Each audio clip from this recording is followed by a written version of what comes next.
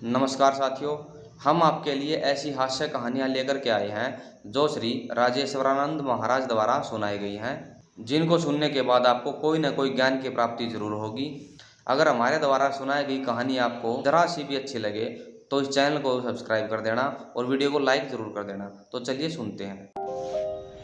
एक संत ने कहा, देह को मैं मानना सबसे बड़ा यह पाप है।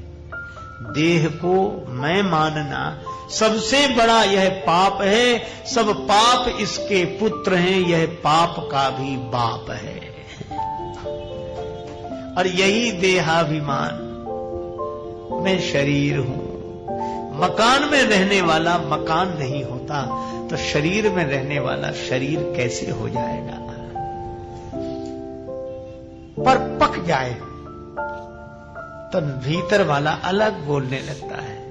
अच्छा, फिर पके हुए नारियल से कोई कितने कहेगा, नहीं नहीं तुम दो नहीं एक ही हो, भीतर वाला अलग नहीं बाहर वाला अलग, एक ही है एक ही है। पर पका हुआ नारियल, अच्छा नारियल को कोई तोड़ भी दे तो भी भीतर वाला अलग ही निकलेगा कि नहीं। और अलमस्त फकीर मंसूर को यह अनुभूति हुई थी। वह अनल हक बोलता था, फांसी भी दे दी गई तो भी अनल हक। इस नारियल को तोड़कर भी देखो तो भीतर वाला अलग है। यह देहाभिमान जिनका टूट गया, जो देहाभिमान से मुक्त हो गए, ऐसे महापुरुष गुरुदेव हैं। उनकी शरण में रहने वाले का भी देहाभिमान मिट जाता है। पर पहले अभिमान छोड़कर सेवा करनी होती है तो देहाभिमान सहज मिट जाता है। इसलिए गुरुपद पंकज सेवा तीसरी भगति अमान। अच्छा, फिर एक बात और है, अभिमान मिटाने का और कोई उपाय नहीं। अगर गुरुदेव की शरण में न जाएं तो अभिमान मिटाने का कोई उपाय नहीं। एक सज्जन मुझे मिले तो कहने लगे, मैंने तो अब तक किसी को गुरु नहीं बनाया और आगे विचार भी नहीं है। हमने कहा क्यों? बोले, हमें कोई योग्य आदमी नहीं मिलता जिसे गुरु बनाए। अभी तो हम योग्य को ढूंढ रहे हैं कि कोई योग्य मिले तब उसको गुरु बनाए। तो हमने कहा फिर तो तुम ही गुरु हुए।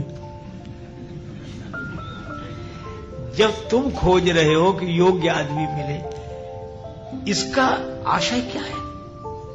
अन्यथा अर्थ न लें। अगर हम लोग सावधानी पूर्वक विचार करें तो ये अभिमान बड़ा मजबूत है जो तर्क दे रहा है। अभिमान इतना मजबूत है कि पूरी दुनिया में तुम्हें एक भी आदमी ऐसा नहीं मिला जो तुमसे ज्यादा योग्य हो। कोई एक तो मिला होता। और इसीलिए कितनी बढ़िया व्यवस्था हम लोगों के यहां दी गई कि गुरु जरूर बनाओ। कहा क्यों? बोले, अभिमान टूटना कहीं से तो शुरू हो। एक आदमी को तो मानो कि हमसे ज्यादा योग्य है। अच्छा, फिर मैं आपसे कहता हूं, श्रद्धा का अपना चमत्कार होता है। एकलव्य ने तो निष्ठा पूर्वक गुरुदेव द्रोणाचार्य की मूर्ति का पूजन किया था और बाण विद्या मिल गई थी। श्रद्धावान लभते ज्ञानम।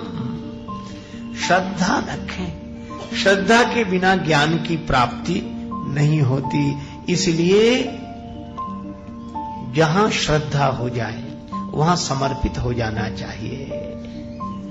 यही कल्याण का एकमात्र उपाय है। तो दोस्तों, ये आपने सुनी श्री राजेश्वर महाराज द्वारा जो हास्य कहानी है वो। ठीक है, उम्मीद है कि ये कहानी आपको पसंद आ गई होगी। अगर आप अपने जीवन में इन बातों को अमल करते हो तो आपको जिंदगी में कोई भी परेशानी नहीं होगी और आप इन कहानियों को सुन के आनंद ले सकते हो। अगर आप इसी प्रकार की और भी कहानियां सुनना चाहते हो तो चैनल को सब्सक्राइब कर लेना और वीडियो को लाइक कर लेना।